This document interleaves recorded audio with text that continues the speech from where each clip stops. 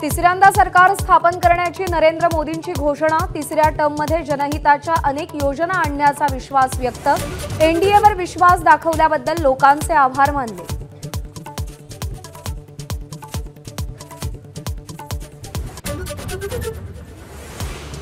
देशातल्या लोकांना आता मोदी शहा नकोसे झालेत। राहुल गांधी यांचा हल्लाबोल। संविधान जपण्याचं काम तळागाळातल्या लोकांनी केल्याचं मतही व्यक्त केलं।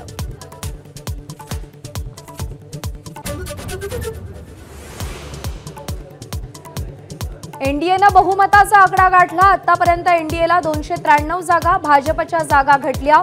इंडिया आघाडीला 232 जागा।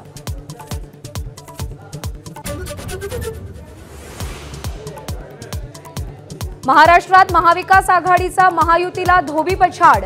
आतापर्यंत महायुतीला 17 तर महाविकास आघाडीला 30 जागा।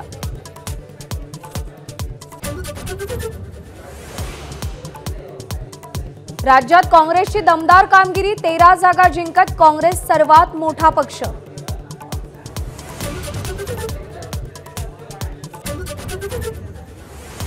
मुंबईतल्या 3 जागांवर ठाकरेंच्या शिवसेनेचा दबदबा। काँग्रेसच्या वर्षा गायकवाडही विजयी तर भाजपच्या गोटात केवळ एकच जागा।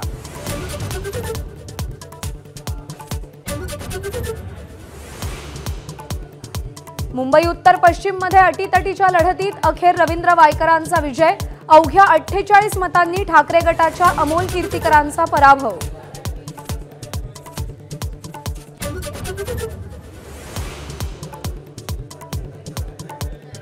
बारामतीत सुप्रिया सुळेंचा सुनेत्रा पवारांना जोरदार धक्का। बारामती राखण्यात सुप्रिया सुळेंना यश। अजित पवार गटाच्या सुनेत्रा पवार यांचा पराभव।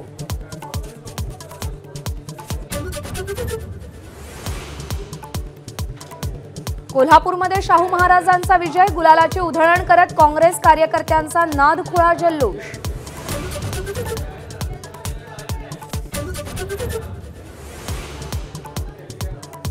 सांगलीमध्ये अपक्ष उमेदवार विशाल पाटलांचा विजय। महाविकास आघाडीचे चंद्रहार पाटील आणि भाजपचे संजय काका पाटील यांचा पराभव।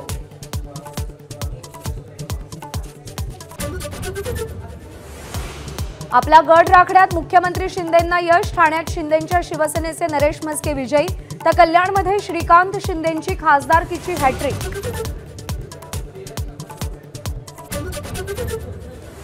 रत्नागिरी सिंधुदुर्गात विद्यमान खासदार विनायक राऊतांना नारायण राणेंचा धक्का तर रायगडचा गड सुनील तटकरेंनी राखला।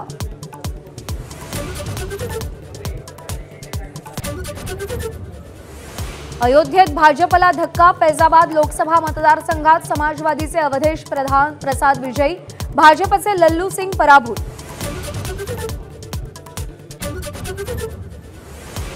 मताधिक्यात राहुल गांधींची मोदींवर मात। वाराणसीमध्ये मोदींचा 1.5 लाख मतांनी विजय पण राहुल गांधींनी रायबरेलीत 4 लाखांनी तर वायनाडमध्ये 3,64,000 मतांनी विजय मिळवला।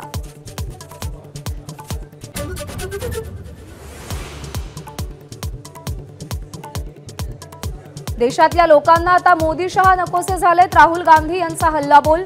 संविधान जपण्याचं काम तळागाळातल्या लोकांनी केल्याचं मत व्यक्त केलं।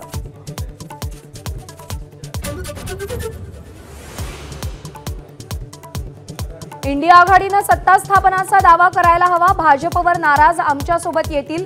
उद्धव ठाकरेंना विश्वास। देशात भाजपला बहुमत नाही। देशाच्या जनतेनं मोदींना नाकारलंय। पंतप्रधान मोदींनी राजीनामा द्यावा। लोकसभेच्या निकालानंतर संजय राऊत यांची मागणी।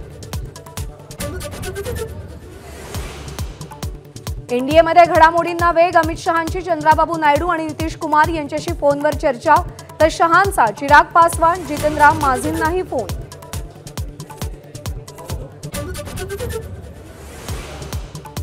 दिल्लीमध्ये उद्या इंडिया आघाडीची बैठक। या बैठकीला एनडीएतील काही घटक पक्ष उपस्थित राहण्याची शक्यता। सूत्रांची माहिती।